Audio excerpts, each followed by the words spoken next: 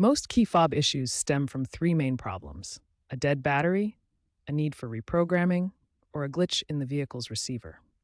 First, replace the battery with a CR2025.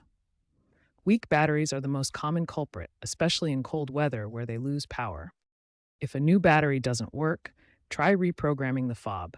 This involves a specific sequence of turning the ignition on and off while pressing the fob buttons.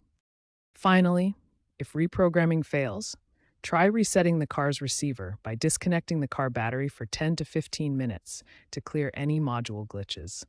If the basic fixes don't work, more complex issues might be at play. Water intrusion or electrical faults in the keyless entry module could be the problem, but these are less common. As third-gen 4Runners age, parts can become scarce, but several trends are emerging. DIY repairs are becoming increasingly popular with online tutorials and affordable OBD2 scanners. Aftermarket innovations, such as hybrid fob receiver systems, are also appearing, although not widely adapted. In the future, expect more AI-assisted diagnostics to help with reprogramming. For now, focus on the simple fixes first: battery, reprogramming, and receiver reset.